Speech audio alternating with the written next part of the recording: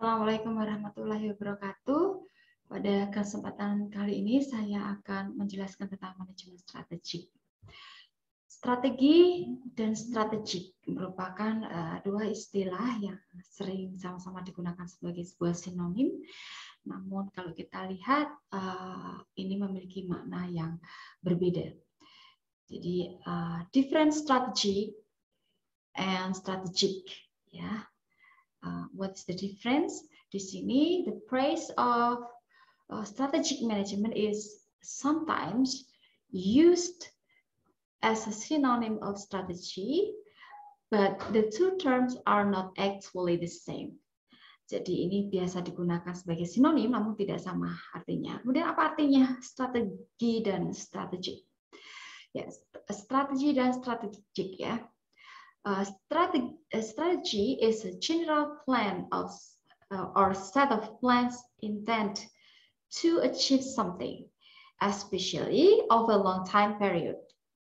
Jadi strategi adalah satu set atau satu rangkaian rencana yang dimaksudkan untuk mencapai suatu tujuan.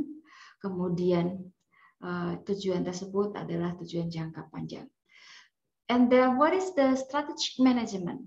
Strategic management is the process for formulating and implementing a strategy.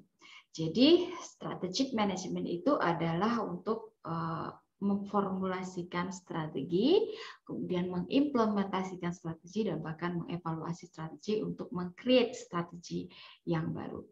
So, strategi adalah sebuah rencana yang disatukan luas dan terintegrasi yang menghubungkan antara perusahaan dengan tantangan lingkungan yang serta dirancang untuk memastikan bahwa tujuan dari perusahaan tersebut dapat dicapai melalui pelaksanaan yang tepat oleh organisasi. Ya, itu perbedaan antara strategi dan strategi atau strategi. Kemudian untuk memahami lebih dalam what is strategic management, saya hanya ingin memberikan ilustrasi tentang strategi di dalam manajemen bisnis menurut Michael Porter. Kita akan memahami strategi lebih dahulu. What strategy in the business management? Ini there is assumption bahwa strategi itu adalah how to be the best atau bagaimana menjadi the best atau yang terbaik. Nah, bahkan Michael Porter ini tidak setuju untuk asumsi ini untuk mencapai how to be the best karena thinking to be the best is a disaster. Berpikir untuk menjadi yang terbaik itu adalah merupakan suatu bencana atau sesuatu keburukan atau kecelakaan.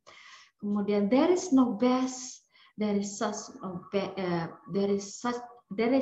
such best company. Tidak ada namanya company itu atau perusahaan itu yang terbaik, yang terhebat. Karena masing-masing itu perusahaan itu memiliki keunikan yang berbeda didasarkan pada need of customer atau kebutuhan customer, sehingga masing-masing dari company itu adalah untuk memberikan service atau layanan bagi customer tertentu yang berbeda, karena mungkin customer di kelas bawah, kelas menengah, kelas atas, atau customer yang menginginkan suatu produk, barang atau jasa yang spesifik. Nah, di sini bagaimana perusahaan itu memiliki strategi how to compete to be unique atau how we competing to be unique. Nah, ini menurut Michael Porter. Sehingga how to be the best ini sudah tidak pas lagi karena there is no such best company because all of depend on what region atau strategi itu tergantung pada segmen mana yang ingin dilayani. Strategy is about choice how to create uniqueness atau pilihan yang diambil oleh perusahaan untuk menjadi unik, ya, untuk menciptakan suatu barang yang unik, untuk menciptakan suatu layanan yang unik, ya, itu. Kemudian bagaimana cara membuat things happen, how to make things happen, membuat suatu tujuan itu terjadi, tapi tetap berpikir dengan pemikiran whole environment work together. Jadi berpikir bagaimana seluruh lingkungan itu bisa berjalan bersama-sama, harmoni. Ya, ini tidak untuk menjadi yang terbaik, tapi masing-masing itu menggarap pada segmen mana yang menjadi prioritas, kemudian keunikan mana yang ingin dicapai dari perusahaan untuk melayani customer tertentu. Ya, kemudian ada konsep-konsep dasar makna strategi dari sejarahnya, bahwa strategi berasal dari bahasa Yunani artinya strategos, yaitu kepemimpinan militer. Bahwa kepemimpinan militer atau strategi dalam konteks awal adalah suatu yang dikerjakan oleh para pemimpin militer atau jenderal untuk memenangkan suatu pertempuran. Dalam hal itu, sang jenderal harus membuat rencana keputusan atau membuat suatu analisis, pemahaman terhadap keadaan suatu eksternal dari kerajaan atau suatu musuh, ya, kemudian atau menganalisis kondisi internal dari istilahnya militer tersebut, ya. Kemudian keadaan eksternal meliputi lingkungan medan perang, posisi musuh, kekuatan, kelemahan musuh, serta kemudian terjadinya perubahan keadaan. Nah, hal itu dilakukan untuk mengetahui peluang dan ancaman yang akan dihadapi oleh pasukan, sehingga lingkungan internal meliputi sumber daya di dalam militer itu, seperti pasukan, semangatnya bagaimana. Nah, itu bagaimana itu dimanage supaya dapat memenangkan terhadap kekuatan lawan, ya. Nah, ini persamaan antara jenderal dan manajer, bahwa jenderal itu diberi kedudukan dan fasilitas untuk memenangkan suatu pertempuran dengan strateginya, sedangkan manajer itu diberikan kedudukan dan fasilitas untuk mensukseskan tujuan perusahaan melalui strateginya. Strategi yang baik dan dari seorang jenderal adalah ketika dia dapat memenangkan pertempuran. Sedangkan kalau strategi yang baik untuk manajer itu adalah strategi untuk dapat menghasilkan suatu kesuksesan dan menghindari suatu kegagalan. Dari gambaran tersebut, maka penentunya adalah manajer atau jenderal. Nah, keinginan untuk mencapai kemenangan atau kesuksesan itu dapat digambarkan di dalam gambar sebagai berikut. Ya, di sini yaitu menganalisis kondisi eksternal, kemudian analisis kondisi internal. Internal itu adalah melihat ke dalam, melihat kekuatannya, kelemahannya apa. Kemudian eksternal itu adalah melihat keluar, faktor dari lingkungan luar yang merupakan suatu peluang atau bahkan suatu ancaman. Kemudian dari analisis tersebut ditentukan suatu rencana keputusan untuk mencapai suatu tujuan melalui tindakan-tindakan. Kemudian tindakan tersebut ditujukan adalah untuk mencapai suatu tujuan. Kemudian definisi strategi dan manajemen strategik menurut pakar. Ini pertama definisi strategi dulu, ya. Strategi menurut Lawrence dan William Gluck. Ya. Strategy is a unified, comprehensive, and integrated plan that relates the strategic advantage of the theme to the challenge of the environment, and that is designed to ensure that the basic objective of the enterprise are achieved through proper execution by the organization. Strategi itu adalah sebuah rencana yang disatukan atau luas, terintegrasi, yang menghubungkan perusahaan, kemudian dengan menghubungkan perusahaan dengan tantangan lingkungan, serta dirancang untuk memastikan bahwa tujuan utama perusahaan dapat dicapai melalui pelaksanaan yang tepat. Nah, ini menurut Lawrence dan William Clark, yaitu ada 4 kata kunci, yaitu challenge, yaitu sebuah tantangan dari luar, kemudian integrative and unified planning, yaitu rencana yang terintegrasi untuk melakukan suatu eksekusi yang layak, yang efektif untuk mencapai suatu tujuan. Nah, kemudian bagaimana menurut William Stanton ya, strategy is part of basic plan of action which an organization intends to reach its goals. Jadi basic plan of action itu artinya adalah rencana dasar, kemudian reach its goals itu adalah untuk mencapai tujuan. Jadi rencana dasar untuk mencapai tujuan organisasi. Nah, ini menurut William Stanton. Kemudian menurut J. Saluso, strategi adalah suatu seni menggunakan kecakapan atau capability. Suatu seni itu adalah art. Nah, untuk mencapai sasaran melalui hubungan yang efektif antara lingkungan dengan perusahaan untuk memanfaatkan kondisi yang paling menguntungkan. Jadi ini kontennya adalah art, capability, kemudian hubungan antara environment dengan perusahaan, kemudian melihat kondisi itu sebagai sesuatu yang menguntungkan untuk mencapai tujuan. Nah, itu tentu saja untuk melihat kondisi yang menguntungkan ini diawali dengan environment scanning atau analisis ya, untuk melihat peluang. Kemudian dari pengertian-pengertian tersebut, maka makna strategi itu adalah usaha untuk mencapai tujuan dengan melihat dan memadukan lingkungan eksternal dan internal sehingga menghasilkan suatu rencana, keputusan, dan tindakan yang tepat. Nah, kemudian menurut Thomas dan David Hengel, strategic management is that set managerial decision and action that determine the long-run performance of corporation. It includes strategic formulation, strategic implementation, and evaluation. Jadi di sini kontennya adalah managerial decisions and action, keputusan manajerial dan tindakan, ya, atau kebijakan.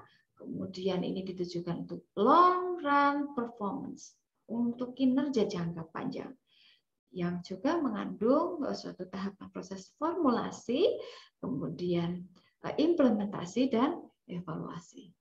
Sedangkan menurut Suarsono, manajemen strategik ini diartikan sebagai suatu usaha manajerial menumbuh kembangkan kekuatan perusahaan untuk mencapai tujuan perusahaan yang telah ditetapkan sesuai dengan misi yang ditentukan.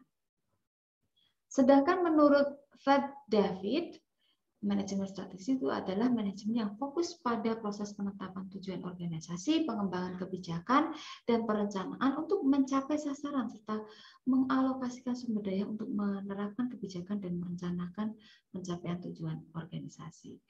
Nah, dari beberapa ahli tersebut kita dapat menyimpulkan bahwa beberapa hal yang harus digarisbawahi bahwa manajemen strategis itu mencakup pengelolaan strategi yang bersifat jangka panjang untuk mencapai sasaran jangka panjang, kemudian meliputi tahapan proses formulasi, implementasi, dan evaluasi, kemudian mencakup juga tahapan analisis lingkungan internal dan eksternal, kemudian melibatkan proses penyusunan visi, misi, tujuan, sasaran, kebijakan, dan target operasional yang ingin dicapai, kemudian melibatkan proses evaluasi untuk merevisi dan memperbaiki strategi. Nah, kemudian di sini heart of strategy ini ada menurut Kernel, ya, ini adalah mencakup diagnosa, kemudian guiding policy, coherent action. Diagnosa ini adalah merupakan strategic analysis, yaitu menganalisis lingkungan internal maupun eksternal, kemudian memformulasikan strategi atau di sini membuat suatu guiding policy atau menyusun suatu kebijakan sehingga menghasilkan coherent action. Coherent action itu adalah tindakan yang koheren, ya, antara yang satu dan yang lainnya itu harmoni untuk mencapai suatu tujuan tertentu, kemudian merupakan suatu strategi implementation, yaitu implementasi dari strategi yang ditetapkan. Kemudian tingkatan strategi di dalam perusahaan. Tingkatan dalam perusahaan ini ada 3 tingkatan: corporate strategi, business strategi, fungsional strategi. Corporate strategi ini pada level head office, ya. Kemudian business strategi ini adalah level divisi, ya. Kemudian fungsional strategi ini adalah masing-masing breakdown dari divisi, ya, divisi SDM atau keuangan, produksi dan pemasaran. Kemudian struktur manajer strategik alternatif. Ya, di sini ada single business dan multi business. Single business ini dari corporate business level itu langsung pada fungsional level. Ya, kemudian untuk multi business itu dari corporate business level itu diturunkan ke business level terlebih dahulu, kemudian diturunkan kepada fungsional level.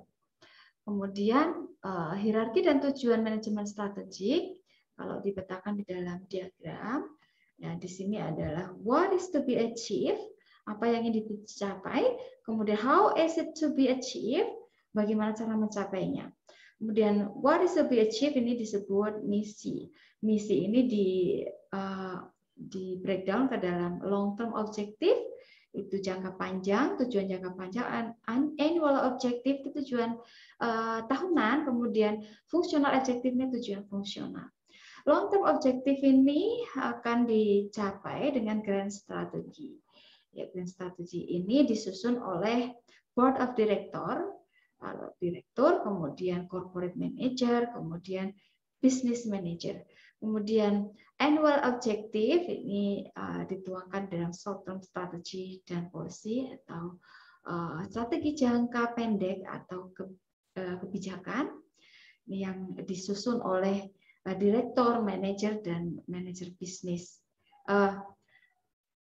Ini disusun oleh manajer, kemudian manajer bisnis dan manajer fungsional. Sedangkan fungsional objektif ini dituangkan dalam taktik, ini adalah disusun oleh manajer bisnis dan manajer fungsional. Kemudian ini adalah alur model manajemen strategik. Ini mulai dari misi. Misi ini adalah jangka panjang. Misi itu disusun berdasarkan analisis ya, internal maupun eksternal. Internal itu mencakup kelemahan dan kekuatan di dalam suatu organisasi atau perusahaan. Eksternal itu mencakup pada suatu tantangan dan peluang dari luar lingkungan perusahaan. Kemudian bagaimana kemungkinan pencapaian misi ini harus melalui suatu analisis internal dan eksternal, kemudian dikombinkan untuk menyusun suatu strategi dituangkan di dalam misi. Ya.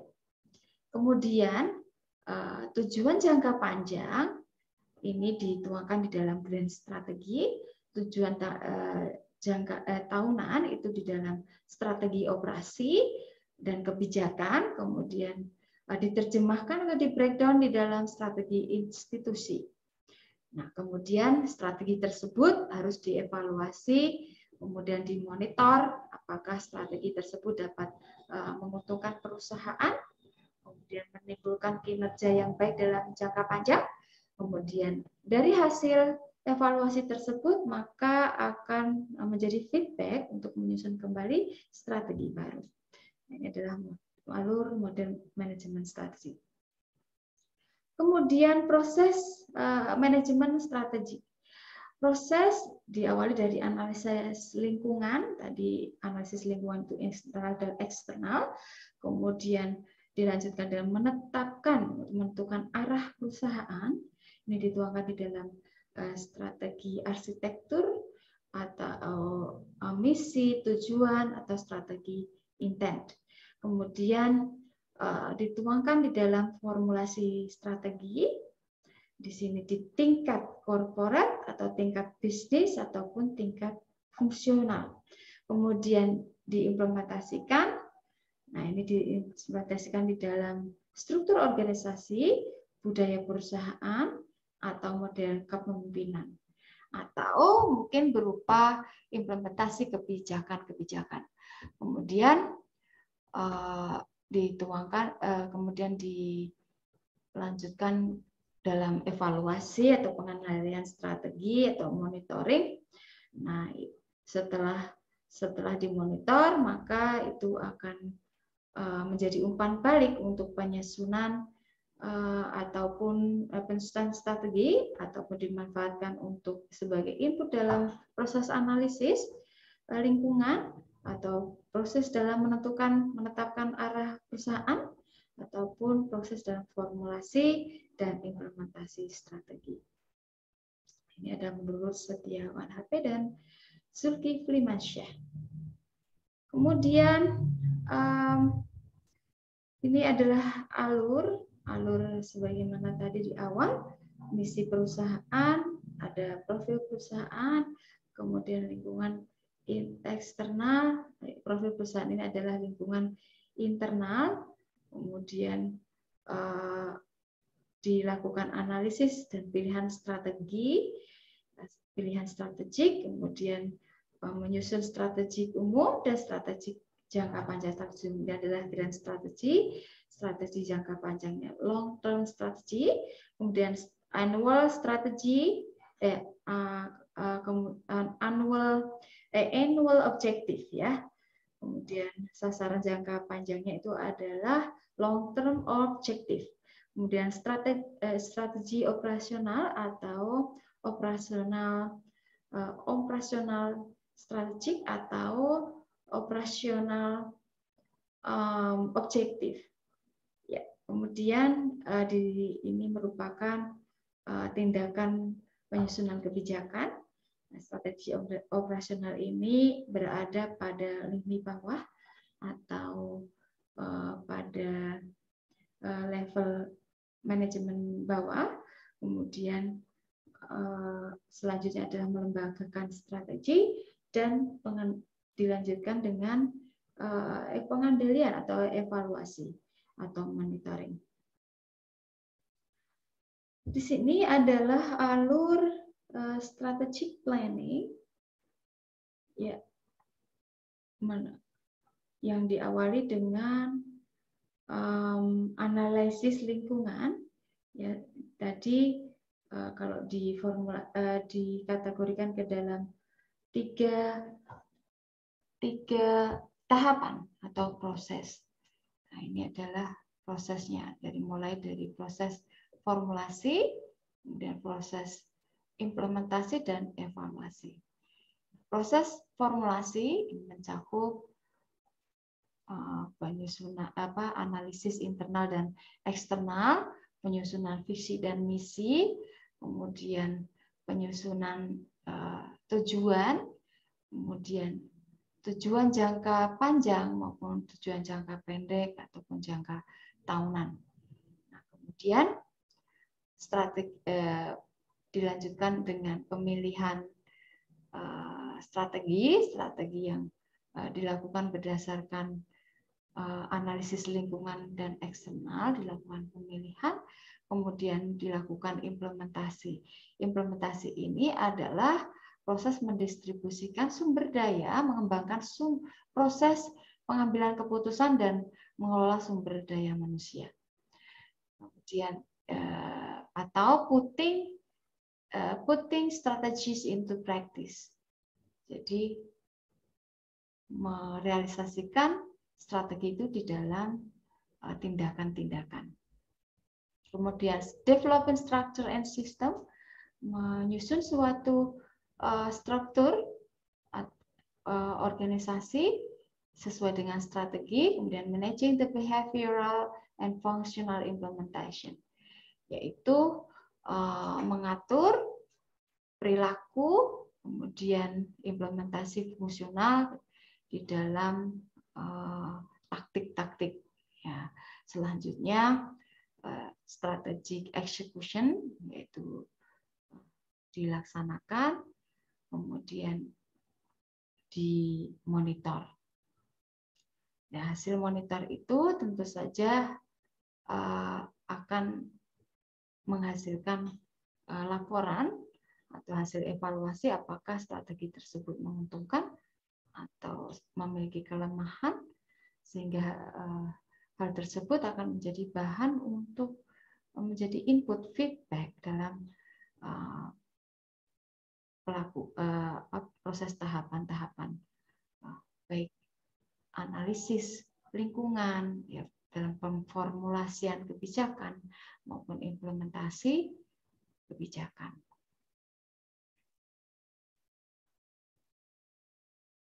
Berikutnya, tahapan awal dalam proses pemformulasian strategi perlu dilakukan namanya environmental scanning atau pemindaian lingkungan. Pemindaian lingkungan atau environmental scanning ini mengacu pada proses pengumpulan, meneliti, kemudian menyediakan informasi untuk tujuan strategi. Ya, kemudian langkah ini membantu dalam menganalisis faktor-faktor internal maupun eksternal yang mempengaruhi suatu organisasi. Kemudian setelah melakukan proses analisis lingkungan, manajemen harus mengevaluasi secara berkelanjutan dan berusaha untuk memperbaiki atau meningkatkannya. Kemudian setelah melakukan environmental scanning, maka selanjutnya itu adalah melakukan perumusan strategi atau formulasi strategi. Proses penentukan tindakan terbaik untuk mencapai tujuan organisasi atau perumusan yang mencakup pengembangan visi misi organisasi, menetapkan tujuan jangka panjang, kemudian membuat sejumlah strategi alternatif untuk kemudian memilih strategi tertentu yang cocok untuk digunakan. Jadi di sini mencakup beberapa hal, ya, yaitu setelah melakukan scanning tentu saja akan mampu untuk menyusun visi dan misi, tujuan jangka panjang, kemudian alternatif strategi yang akan dipilih ya untuk digunakan. Kemudian penerapan strategi. Penerapan strategi merupakan menempatkan strategi yang telah dipilih oleh organisasi ini menjadi tindakan yang nyata. Ya, jadi strategi tersebut didistribusikan ya ke dalam struktur organisasi. Jadi siapa yang melaksanakan fungsi dari misi-misi organisasi tersebut atau tujuan-tujuan yang telah ditetapkan oleh organisasi, yaitu diformulasikan, ya didistribusikan sumber dayanya, baik sumber daya manusia maupun sumber daya lainnya, kemudian ke dalam struktur organisasi.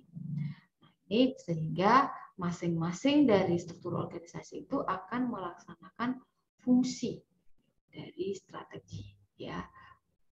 Kemudian pengevaluasian strategi ini mencakup langkah terakhir dari proses manajemen strategi, yaitu melakukan evaluasi, melakukan kontrol, ya, kemudian mengamati hasil evaluasi tersebut menjadi feedback untuk melakukan recreation strategi, ya, untuk menyusun ulang strategi, untuk sebagai bahan pertimbangan kelemahannya strategi yang diterapkan itu apa. Nah, kelemahannya itu kemudian menjadi pertimbangan untuk perbaikan dari penyusunan formulasi strategi ataupun implementasi strategi. Kemudian untuk kesuksesannya ini akan mungkin selanjutnya dikembangkan atau diterapkan kembali ke dalam strategi baru.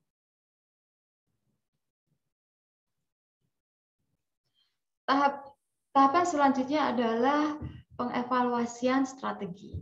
Pengevaluasian strategi atau strategi evaluation adalah menilai faktor-faktor internal dan eksternal yang merupakan akar dari strategi ini, kemudian mengukur kinerjanya, kemudian mengambil tindakan-tindakan perbaikan.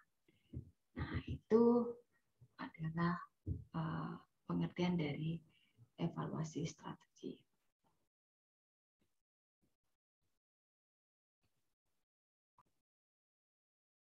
Berikutnya adalah benefit of management strategy, ya. Benefit dari strategic management. Nah, ini adalah financial and non-financial, ya. Financial research indicates that organizations using strategic management concepts are more profitable and successful than those who don't. Jadi ternyata hasil penelitian itu untuk perusahaan yang mengimplementasikan itu lebih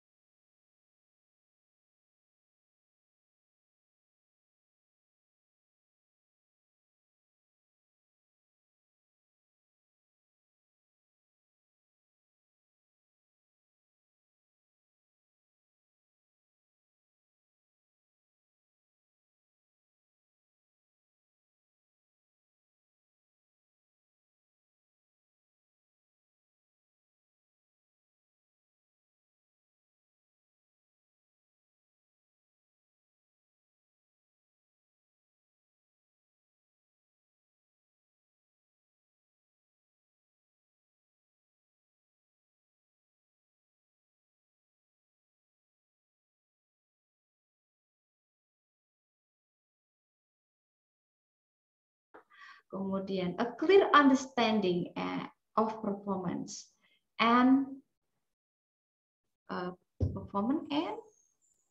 reward. Jadi